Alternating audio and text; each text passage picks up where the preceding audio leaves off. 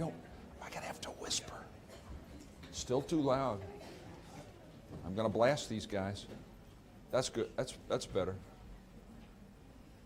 How's that? Can you still hear? Is still, as long as it's recording. Still 7 seats on the front row.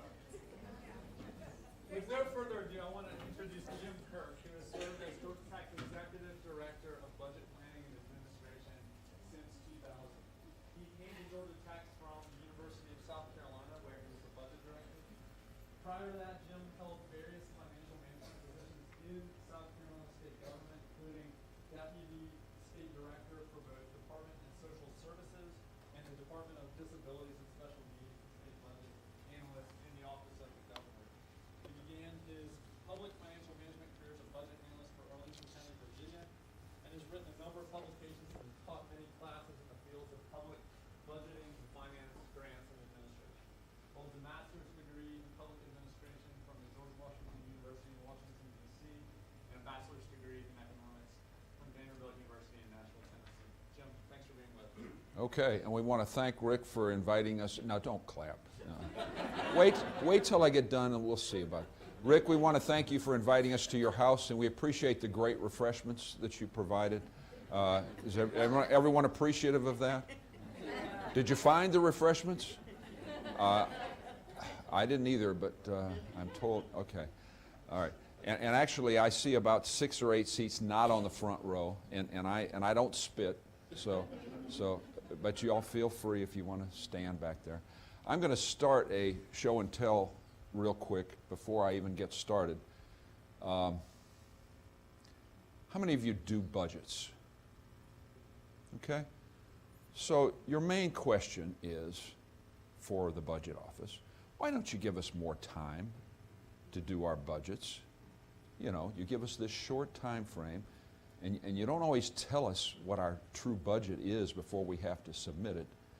Well, I'm going to blame it all on downtown. We are part of a university system, and the university system has a calendar, and the way it's worked in the past, we find out the middle of April what our tuition, fees, and allocations are going to be, right? We've already found out about tuition, haven't we? We know what our tuition next year is going to be. That was announced in a press release. But there's a big deal about how much money we get through our funding formula. So supposedly, the way it's worked in the past, we find out about that the middle of April, and we have till the first week in May to submit our original budget. So those of you who raised your hands, you have to work fairly quickly to do all that. And in some cases, we don't find out until the middle of April what the pay policy will be. In other words, merit plan policy on how we're supposed to do pay raises. And we really can't start our process until we find out what they tell us we can do on that. And the president can't jump ahead on that. So that sometimes is a very late start. So as we get into FY17 process, we are going to provide information on employee pay and a little history on what people have gotten in the past. And we know that the governor has recommended a 3% pay raise. Does that mean we're going to get that entire 3% to cover our raises? We don't think so. We think we're going to have to cover some of that ourselves. And what will our policy be as far as what percentage of faculty and staff will get raises as that's happened in the past? So anyway, my message here is that there's a lot of work in preparing the original budget, not just from our end, but from your end. And we'll give you as much time and as much information in advance as we have it. The President's letter is going to be going out in the next day or so, officially kicking off the budget process, even though, as you know, we've already kicked that off. So we tried to put preliminary information best that we had. I am going to send around a show and tell. This is a document that we have to submit to the Board of Regents. I'm putting inside a little recap that's posted on our website, so you can have access to that also. This is volume 1 of what we submit. Volume 2 is about that thick, and it has every one of your salaries in there, except Mark Long's, because he's not, we don't have to give. No, the foundation is not part of this submission, but everybody else is. So it's got to be done person by person, and it's in a heck of a lot of detail. So I'll be glad for you all to send that around fairly quickly and take a peek at it. Okay? It's not good. It's probably pretty good bedtime reading if you have insomnia. Let's look quick where we are. Our boss is, on the finance side, is Steve Swant. Jeff Scott works for him, Senior VP. And our unit is called Institute Planning and Resource Management, IPERM. Most of you have never heard of an IPERM. You think of us as the budget office, although we have a little longer title, Institute Budget Planning and Administration. That's us here. We work extremely closely with Sandy Bramlett, who's in the IRP side, the Institutional Research and Planning, who works very closely with Rick, trying to figure out how many students we're going to have in the coming year. And that's a tough job. I mean, he does his best to try to bring in the target exactly where we thought it would come out, but he makes offers out there, and these kids these days, they apply to how many schools? What's an average? And they put down housing deposits. So we think, oh, they're coming. And then they don't show up, or they do show up. In one year, before Rick was in his job, we had a bit of a surprise, and barely were able to fit them into our dorms. So trying to balance all that out is an amazing job, and we've got to do the planning side very closely. Now, we've got some people here also from capital planning and space management sitting right over here. And that's an important part of the planning process too, because you hire new faculty, you say, where are they going to sit? We hire, we get into a new research effort, provide funding for that. Where are those labs going to be? And how are we going to time that to make that happen properly? So these organizations, including real estate, are real important in the planning. Over here you've got Jim Fortner, who is on the financial side, all the different financial service areas, who we work with very closely. We've got a bunch of accountants here who work in the controller's office right upstairs from us. Okay, so to start off, to introduce the budget office a little further, stress-free budget office. This is me, I suppose. I hope I don't look that fat. We have a box, and anytime you send us a request, it immediately goes into the trash can. So I hope you don't think of us that way. I hope you think of us as a place that we're helping make things happen. All right, so Rick gave a challenge to finish a little early so we can have a little bit of discussion. It's tough with a big group, but we're going to try to have, I will leave time for questions.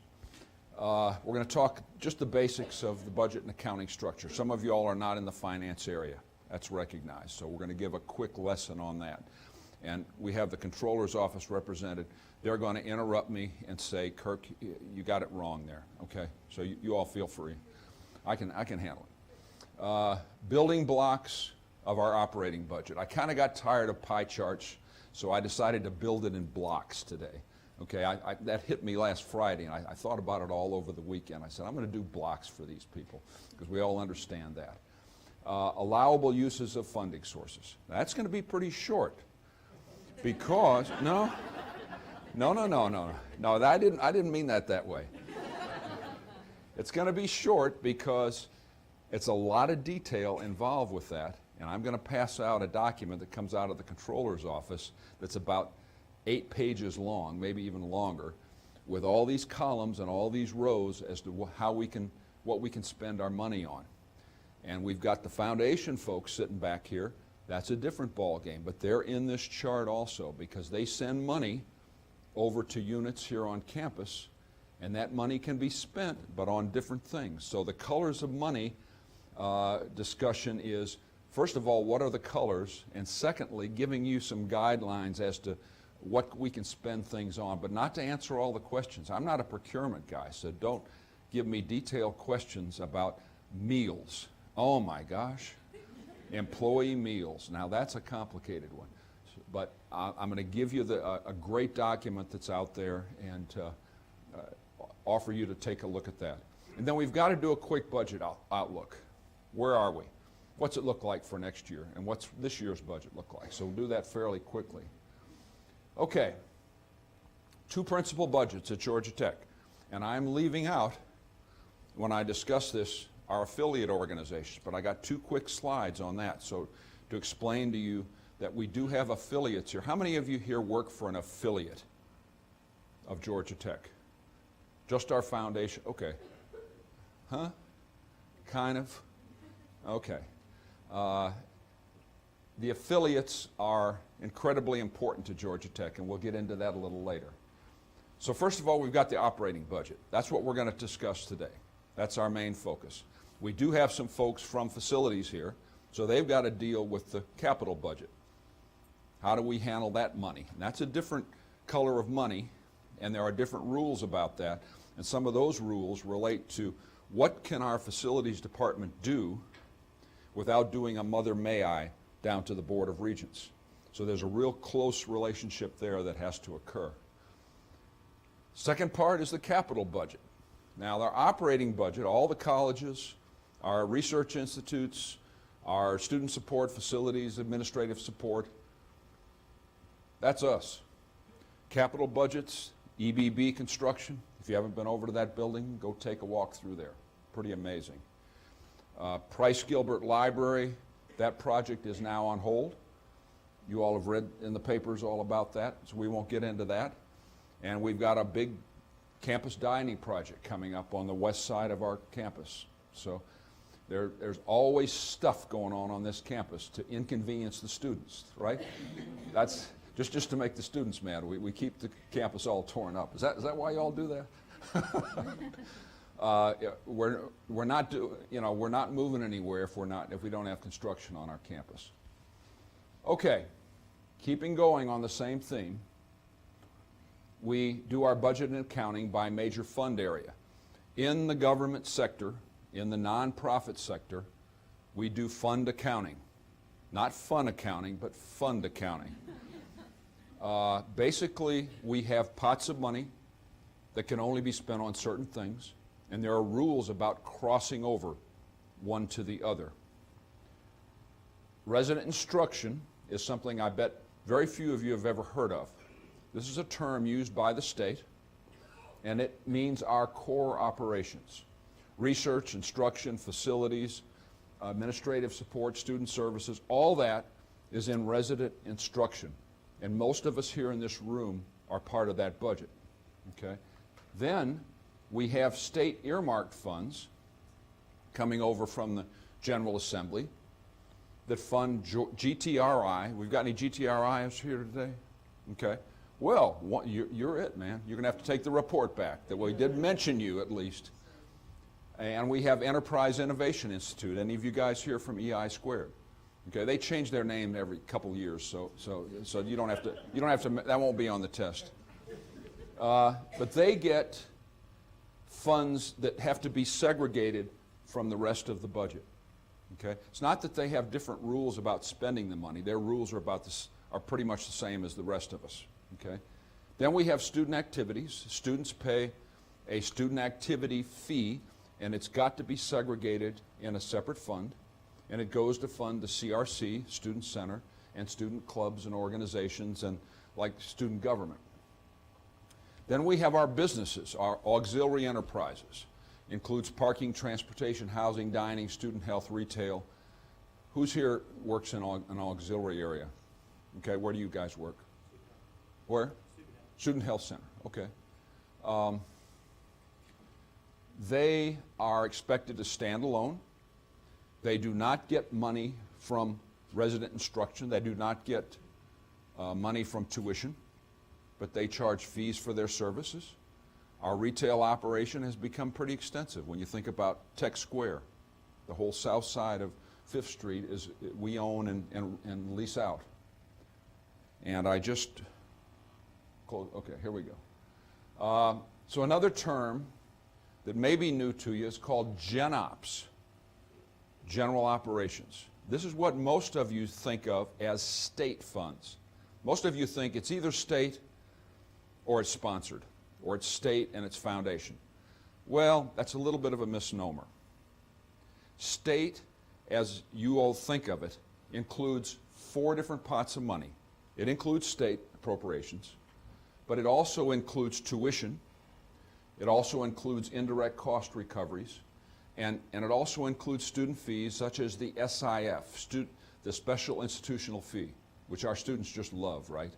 $544 a semester, especially the grad students. That not the case. That's a fee that was put into place during the time of budget cuts some years ago, and it was an attempt to kind of keep the schools afloat without increasing tuition.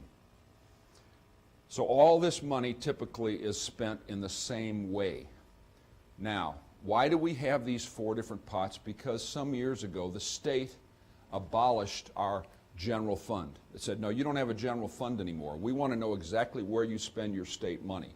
So we had to arbitrarily, well, not completely arbitrarily, but pretty much decide that we're going to fund certain parts of our campus from certain sources. The entire College of Engineering, almost the entire college, is funded with state money, okay? Except for they're sponsored and other funds.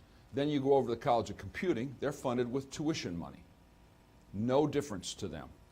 So when we say there's going to be a state cut, oh, we're just going to cut engineering. No, it's not the way it works.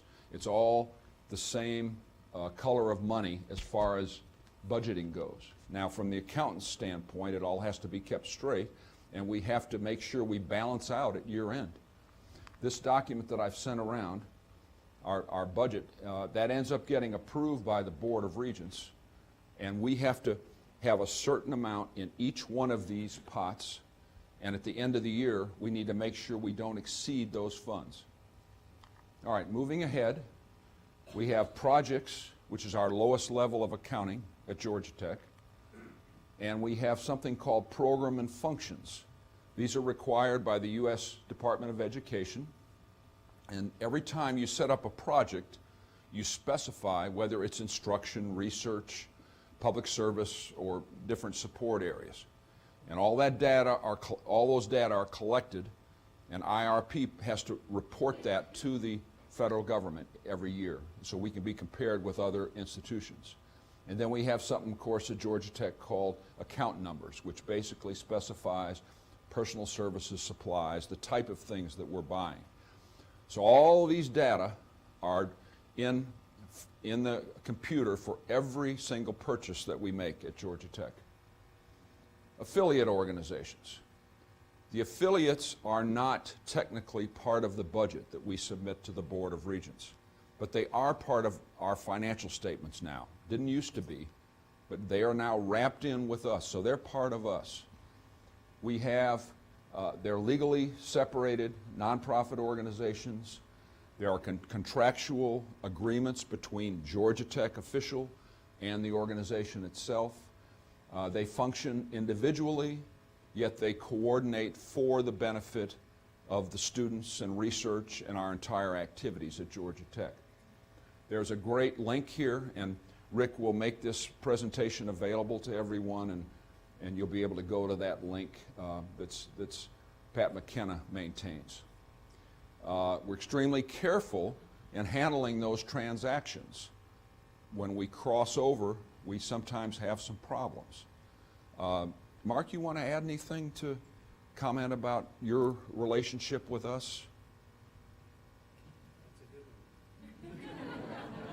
Absolutely. Absolutely. We work well together, but we got to be careful about about the commingling business and how we do business with you guys. And right now we have a process set up where we're collecting a lot of good data on how people are spending that money and what restrictions are placed on the various funds that come in.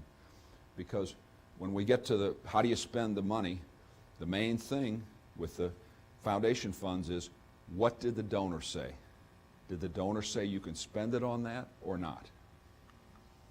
So here's a list of some of our principal nonprofits. Some of you may not know, for example, that our athletics is not technically part of the Georgia Tech operation. It's a nonprofit sitting outside of Georgia Tech. Same thing with Alumni Association.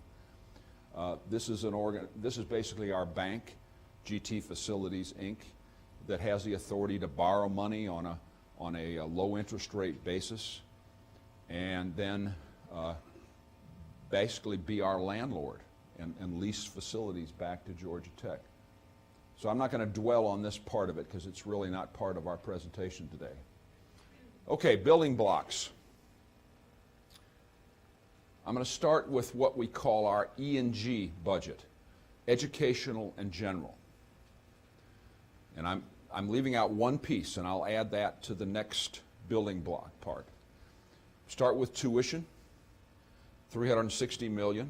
State, $234. Oh, we get more tuition than we do state money? Yep, and I'm going to show you a chart on that in just a little while. That happened a few years ago. Indirect cost recoveries, that's overhead on grants. That would be your gray section. Your gold is other general. That includes that SIF, that special institutional fee. The blue, departmental sales. That's money that your units earn for themselves.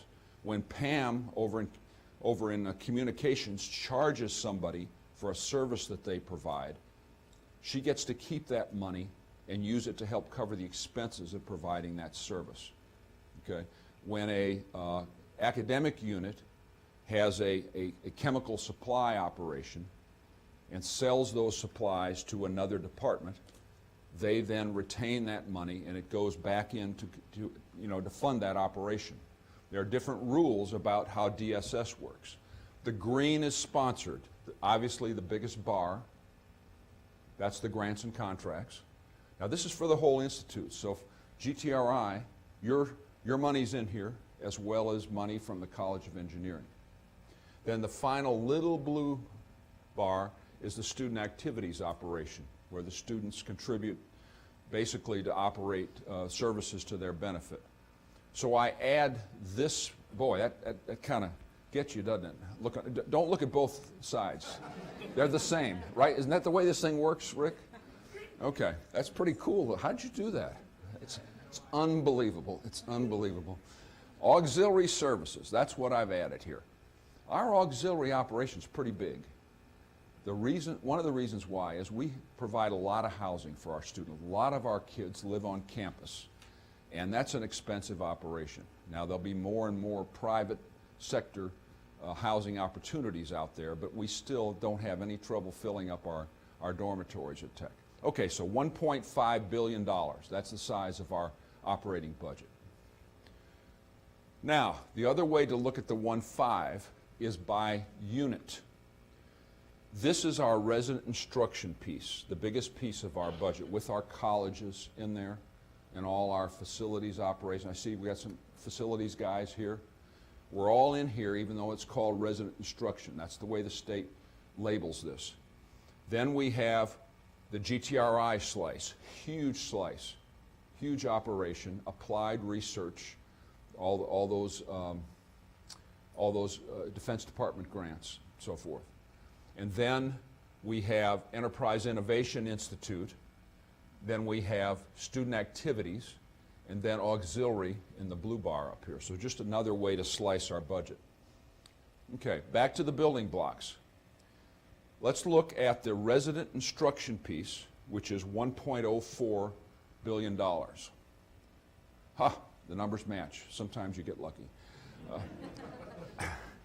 So the RI budget is dominated again by sponsored funds, but student tuition is a major portion of that. Okay? Now, you say, where's the discretion for the guys who sit over here in Carnegie? Where's the discretionary money where they can make decisions as to where the money goes? Well, this money you earn, so you pretty much control that as long as they follow the proper accounting rules. This money is controlled by the sponsors, and that's something some folks downtown don't really understand, that sponsored money's not free. You guys have to show exactly how you spent that money, and that your organizations that provide us those funds have a lot of requirements on how it's spent, okay? So that money's not flexible. So I'm going to take off these two bars, and it comes down to $680 million of our budget that we would call flexible.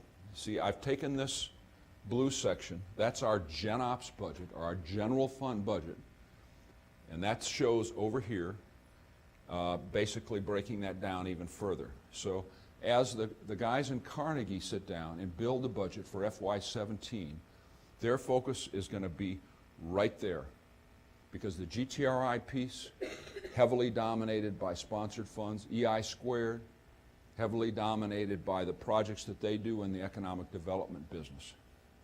So let me pause on the blocks and see if this makes sense to you and see if anybody has any quick questions. Good.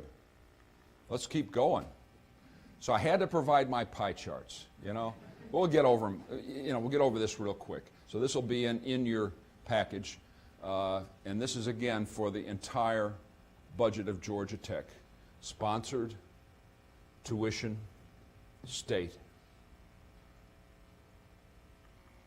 And then here's the famous line graph that shows the crossing of the lines. Blue, student tuition, compared to red, state funds. State funds were clicking along very nicely, and those of you who have been here for a few years know something happened in FY09. We started getting our budget cuts. 4 years of budget cuts, whoosh, down to 2012. And look at this huge increase we've had since 2012, not. Okay, so the money that we get per student is not looking real good, folks, from the state. This is not unique to Georgia, okay? So we're not sitting here bashing our legislators. This is a national trend that really began many years before, where higher education was not the primary emphasis in state government budgeting. The primary emphasis is elementary and secondary education. That's the main function. Number two now is medical care, the Medicaid program. When Medicaid came around and there were requirements for state funding, that sapped a lot of the resources. Okay, where does the money go? Naturally, if our sponsored is big, our research is going to be big. So we are a research institution. And yes, College of Engineering spends more, and Sciences, they spend more on research than they do on instruction. Okay, no surprise, right?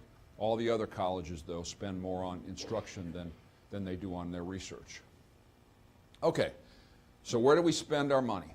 Allowable uses of funding sources.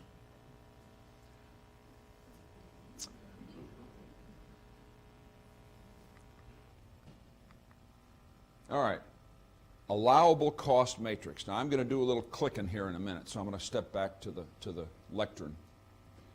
How many of you have ever seen this? Okay, this thing's a giant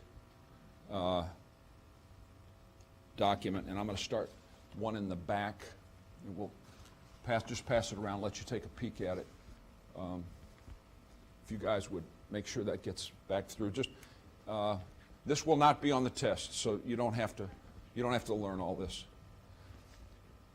This is a tool designed by our controller's office, with a lot of input from a lot of folks, to try to figure out, with all these sources of funds, what we can spend on what purposes. And you'll see a bunch of rows related to meals. I brought that up earlier because that's a complicated area. Travel is another complicated area. There's even a line for weapons in there. Oh my gosh. We just had some action on that at the General Assembly yesterday. We're not going to get into that. Technology fees is a little different twist. How many of your organizations have spent tech fee money in the past? Okay, so we won't spend a lot of time on that, but there's a separate set of rules about how that money can be spent. GT Foundation money, based on the intention of donors, and I'm going to go to a grants and contracts site that addresses that. Who's here from grants and contracts? Do we have any folks here? Okay. Sponsored funding, grants and contracts. We're going to get to that in the next slide. So let me click on, and I should have opened these up in advance. Hopefully these will work. So you'll have this link to the controller's website, allowable cost matrix. Now I'm going to take what they've done, and it's basically the thing that I'm passing around right now, and kind of give you my short version of it. I didn't get Carol's permission to do this, but we'll wing this anyway. This is what it looks like, with across the top your different funds, your colors of money, and down the side the things you can spend it on. Entertainment is the one that happens to appear right here, and employee tuition reimbursement. Lots of no's as we go across here. Okay? No, we cannot pay your tuition except through a special program that is funded through the foundation, known as the STRAP program. All right, now so let's see if I can see well enough to minimize this fella. And then I'm going to go to the budget office website. We're warning us that it's a harmful site, potentially. These are the authorized uses of tech fee money. And this is straight from the Board of Regents. And they are basically says we can't use this money to offset expenses we're going to incur anyway. This is to the benefit of the students. It's for instruction. They pay it. There's a committee that's basically run by the students that makes a decision where that money gets distributed across campus. They make a recommendation to Raphael Bras, and he decides on the final allocation that goes out. So that is also available to you. And then we're going to go to the foundation. An unexpected error occurred, so we're not going to that link. That's a link to grants and contracts. So we're going to go, what can be charged to grants and contracts? I am obviously not an expert on this, and I don't want to get into any questions about what's allowable under a grant and contract. We have a couple folks here from there, and you all who do the grants business, you know this game. This is all based on federal rules, and the rules are based on these three terms. Are the expenses necessary? Are they reasonable? Are they allocable? And it goes back to what they used to call the prudent man's concept. Now it's the prudent person concept. If this was your money, would you spend it in that way? Does that make sense to you? Really important principle. Does the expenditure conform to any limitations or exclusions of the award? Does the award say that this is okay to spend it on that? I didn't go over the term allocable. Allocable means, is that expense really associated with this program? Does it make sense? You can't say, well, I got money available over in this pot for this grant, and I've run out of money over here, so I'm just going to charge it to this other grant. That would mean that expense is not allocable. It would not be clearly associated with that program. Okay, then consistency with policies and procedures that apply to grants and our other requirements. So where are the procurement requirements related to grants? They're the same as every other dollar. The feds insist that we use the same rules across the board. No difference. Either direct or indirect. So we have the direct costs that are clearly associated, indirect, more overhead. You can't count it as both. Also, you got to be consistent with generally accepted accounting principles, and you can't use a dollar to match a grant and also to charge it to the grant. Okay? So again, it just gets back to your consistency principle, and obviously adequate documentation. So let's see if I've got this link. Okay, I think I do. So out on Grants and Contracts website, I apologize, this is the policy library. And while we're here, we'll talk a little about the policy library. Allowable expenses, reason for policy. Direct charges to sponsored projects are allowable if they can be identified specifically to a particular sponsored project and are not treated as a facility or administrative cost. That means overhead. In other words, it can't be overhead and direct. How many of you ever been to the policy library? It's awesome how we went this long without having this. It's irritating, though, because they remind you every year, you better make sure your policies are up to date. And that's great. That's great discipline that we have. So you have out here all your different categories: accounting, budgeting, equipment management, foundation funds. Let's click on foundation funds. And that's probably the link I was searching for earlier. So we have gifts, using GTF funds, general policy statement, setting up GTF accounts, expenditure of GTF funds, and GT Foundation account numbers. Okay. Anything that's out there on the foundation, the controller's office would have coordinated closely with the foundation folks to make sure that they're in line. So we do talk with the foundation folks all the time, and I think there's a great relationship there.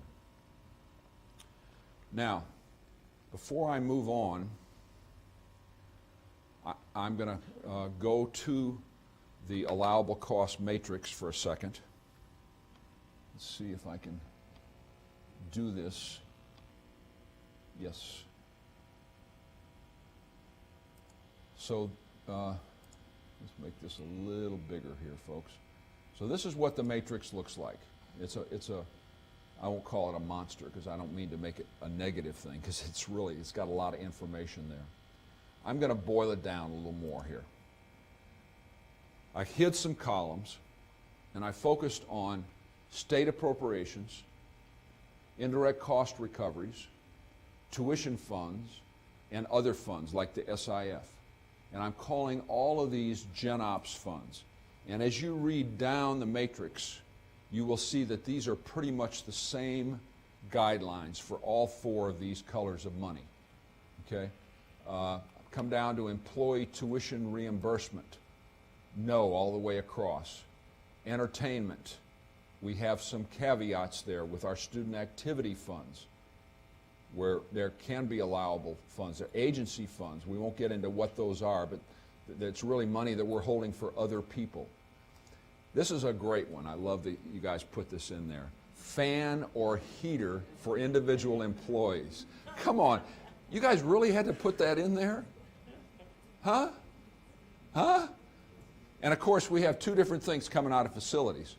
Okay, Bill over here, he'll say no heaters. Chuck Road coming, no heaters. And then environmental health and safety, they tell you what kind of heater you can have. Now you figure that out. That's coming out of the same department, the facilities department. Bill Halabi is down here. He's going to explain that to you after the class. So come down and ask him about that inconsistency. Food, meals, conference, workshops, and so forth. And again, we say allowed only if this policy is in place. Like if a meeting wraps around a lunch hour but doesn't end at the end of a lunch hour, it may be possible to pay for employee meals there. Okay. Gift cards for employees. Oh, don't say gift cards in Steve Swant's office. He'll get a red face. Look at all the no. Get the message? Okay. So I'm not going to dwell more on this, but I want to pause for a second and see if you think you have, if you don't know anything about this subject, if you learned a little bit here as to at least where to go for additional information, I hope. So that's my story on this. And again, as we do colors of money, there are a lot of colors here, and there are a lot of different rules that apply. Make sure you know the rules of the game. Okay, now, where are we? We're doing budget outlook and FY17 process. And Rick, we're going to zip through this so we can have a few minutes for questions. He said you're getting out of here by 12, and I'm going to do my best to do that, unless we have a question that overlaps the time. Every year we go downtown. This has been since I've worked here, about 15 years, going on 16. We bring up student-faculty ratio. Rick keeps bringing in the students.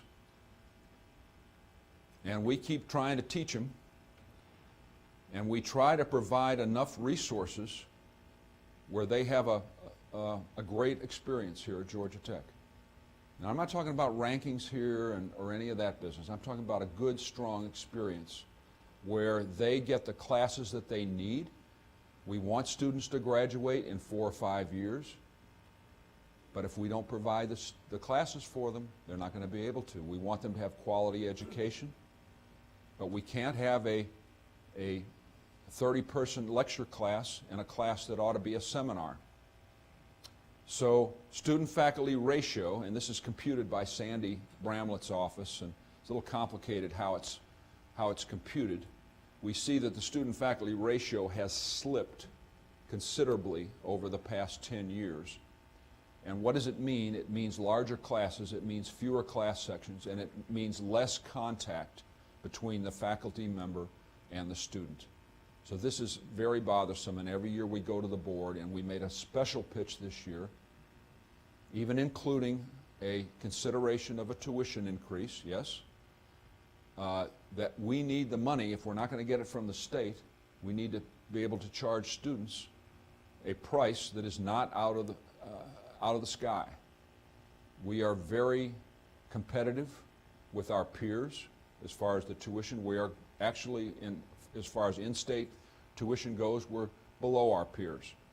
We're pretty much on track with our out-of-state rates. Okay, so before we go further with this, I want to talk a little bit about this year's budget, just to give you an illustration of the challenge that we have with our budget. Here's our state money for this year. We got a total increase of $5.4 million. Of that, 4.9 was earmarked for fringe benefits, insurance increases, okay, and other retirement and insurance goes up and so forth. So we're left with $430,000. That was our net gain from the state. I can compute it a different way. Our formula funding this year was cut by $1.1 million. Why was it cut? Because the enrollment in other institutions across the state has been flat or declining. So we take a hit to help take care of other schools. Does that make sense? Yes, it does. We're part of a system. So you take that reduction against the pay raise money, $1.5 million, and we net the $430,000. Is 1.5 a lot of money for the pay raises? It costs for the resident instruction Gen Ops pay raise 4.2 million for 1%. We got 1.5. So I'm trying to make a point here that the state is not giving us the money that we need. We're not blaming anybody for it. It's just the way it has worked out. This shows the tuition. The net general tuition revenue from our rate increase this year was $16.3 million. We presented this information to the governor's office and the General Assembly. Our normal enrollment increase and the shift with out-of-state students brought us $7 million. So you start with $23.4 million. Okay? We had revenue shortfalls in indirect cost collections and other sources, so we had to cover that first. We're left with $22 million. Ooh, sounds like a lot of money. Go back to that number I was telling you about, the $650 million. That's our Gen Ops budget, $650. Okay? So you got to put it in, here it is right up here. You got to put all this in perspective of that $650. Okay? Our fringes cost $1.2 million this year. That includes insurance for graduate students. Mandatory price increases, utilities, leases, contractual obligations, insurance, some of it state insurance, cost us $7.7 million, or 34% of our money we gave out. Pay adjustments cost us $10 million. Remember how much I said we got from the state for pay? Drop in the bucket, right? New faculty, $3.8 million. So the point being, this doesn't leave a lot. I don't know why that came out at zero. It's not zero, obviously. That math doesn't work. Okay, so we've got retention of faculty and faculty startup of the 22 million. Okay, so that's this year's situation. What's our outlook for the coming year? State formula funds is cloudy. If there'll be more of these so-called austerity cuts, are we going to get hit again? We had a good enrollment over the past couple years, so we should get some pretty serious state money. We'll see. State share of merit raise costs, 15 and 16, we basically had to fund that ourselves. And if you want to look at it a different way, student tuition had to fund a lot of it because we did not get the money from the state. We don't know what our share will be in 17. And tuition. It's already been announced in a press release that there are going to be 0 rate increases, possibly over the next 2 years. Modest enrollment increases. Rick's not going to just open up the floodgates. We can't handle a huge influx of new students. And we don't expect any further shift of resident to non-resident. Now, this is a sensitive piece right here because the president has pretty much committed that we're not going to exceed 40% non-resident undergraduates. So that's a rule that this gentleman has been given, and we're there right now. We're at 40-60, 60% in-state, 40% non-resident.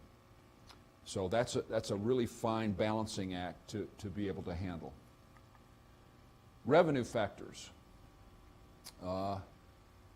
State formula funding, again, we're not sure of. Raise costs, tuition. Wait a minute, I just did that slide. Okay. Spending factors. Employee merit pay. Some of that will have to come out of our hide. Faculty growth we need to be looking at. Administrative and support systems. Priority-based budgeting is a process that we've put into place based on our concern and the executive's concern over where we're going to be, that we're not going to have enough money. We have put into place what's called a priority-based budgeting system. This process means that we will be linking program planning and resource allocation more clearly in the future, and we're going to be targeting new funding for specific priorities of Georgia Tech as established by the executive staff. And we're asking folks to look internally, what would it mean if you had to give up 1 to 3% of your entire budget? And some of the units on campus are having to dig even deeper, up to 5%. Does this mean these are budget cuts? No. These are not budget cuts. These are considerations of reallocations of resources. If you don't get the new money, then you got to look at how you're using your existing money. Could we move money from this program to a higher priority program? And could someone do more for themselves? And could we get by with less money in this particular program? Okay, so that's what this new process is involved in. So the president's instructions that will be going out probably in the next couple days will say, present your plans, deans, division heads. How do your plans align with the Georgia Tech strategic plan? What progress have you made over the last couple years with any new funds that you've received? What steps would you take to absorb a 1 to 3% cut if you had to? What would the impact be on your operation? What are your strategic initiatives? And be very specific about those. Don't just tell us you need 10 new faculty. Tell us why and in what areas those are going to be assigned. And how will each initiative contribute and support our strategic plan and contribute to our goal of defining the technological research university of the 21st century? So those are the instructions that are going out, and right now the executive staff are working with the deans and other department heads.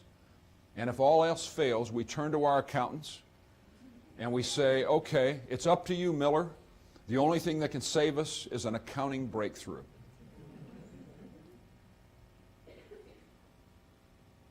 That's it. And we have almost no time. But we've got time.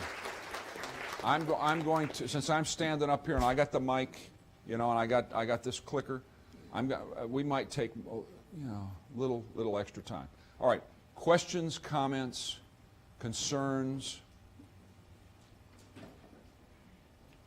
Yes, sir. So tuition constitutes a pretty big part of the budget. How does that allocate to actual instruction? How does that link? How does it link to instruction? Class 100 students. How does that relate to your tuition? How does tuition relate to instruction? Well, right now, any expansion of instruction has got to come from tuition, and it has over the past 2 years. Any of the new faculty that have been added have come from tuition funds. Tuition goes into the general fund as well as the state money, but as you saw from the line, the only revenue source that's been increasing has been the tuition factor. And so what does it mean when we freeze tuition? It means that of the $650 million, we may get a little increase just from our increase in enrollment, maybe $6 million, but that's not going to be enough to do what we need to do. Can I clarify a little bit? Yes, you can. How they link? Look like they're in general, but they're not specific. No, they're not specifically linked. Is there I could have answered that quicker. is there move to make it more? No. What we would have to do is take each faculty member, and we would have to determine what percentage of their salary came from state, tuition, the special institutional fee, other student fees, and from overhead from grants. And that would be an accounting nightmare. We just can't do it. And that's why we have done this arbitrary assignment of it. I see what you're saying, and it'd be nice also if we could link the indirect directly to this the PI that generates that money. But the accounting process would be so difficult that Carol would have to hire a bunch more accountants, and we would have to hire a bunch more folks, and the whole campus would have to change the way they do business. So we still basically operate on a general fund basis where it all goes into a pot, and we do the best we can to fund instruction, because that's even though we are a research school, instruction's got to be our #1 focus of our budget process. What else? I didn't answer that well, but there's not a good answer to it, but it's a great question. Anything else that you guys have? Yes. What's your name and where you work? Oh, okay. So praise money that goes to DTA. Okay. And so I know you alluded to the fact that there's restrictions on where the donor wants the money spent. But what happens as far as that unrestricted funds that are raised? How is that different than restricted funds? Well, I'm gonna pick on Mark on that. I mean, okay, one piece of it I can say, we have, and I glossed over this, we have something called the Institute Support Budget. There's a general budget that the president controls, and this is all comprised of money that Mark makes available to the president on a formula basis, which the president can use on scholarships. It can be used on faculty development and all sorts of different things. So that's one piece that can be used in that way. But we have a foundation board that has a lot to do with how that money is spent. You want to quickly address that? Yeah, I think you did a good job of explaining it. It's unrestricted funds are no cap over restrictions. And so what the administration does is apply those funds, they, areas in which state funds can pay for, for instance, scholarships, president's scholarships, for example. State funds can't be used for that purpose, so the administration pulls those funds into the core needs of the school and cover And a lot of the schools out there, they do have their own sources of unrestricted funds. And that's one of the projects we worked with Mark and crew on, where anytime a project's set up for foundation, we want to know who owns the money. Does the dean control it, or does a PI control it, or does it got to go to a special program? Is it only for scholarships? What are the restrictions on that money? So we've got 4 different criteria that are used. And so we know exactly, or the College of Engineering knows exactly, this is the money that is foundation money that we have, but a lot of it's not flexible for us. And the fundraising folks and the folks who are part of the foundation, they've been concerned about this. Looks like, Georgia Tech, you got all sorts of money. Yeah, but the donors want it to go for certain purposes. If they say it's to go for a building, it's got to go for a building. We love your money that you guys bring in, but we love the unrestricted money better than the other color, okay? But we won't turn any money away. And the other thing I would say, just as a footnote, when people give money to Georgia Tech, we want them to give it to the foundation, not technically to Georgia Tech. As soon as it's given to Georgia Tech as a gift, it goes into like the general fund, and we have rules about lapse. The foundation money continues and is invested and goes to the benefit of the students on and on and on. But if the check's written to Tech, it then becomes just like state money. Let's take one more, and then I'll hang around a while afterwards as we finish up the refreshments that we have out here. Any others? Thank you all very much. It's been lovely. Thank you for coming. We are going to post Jim's presentation on the Staff Council website, so please be looking for that by the end of the week. Have a great day. Now, I am not going to be like,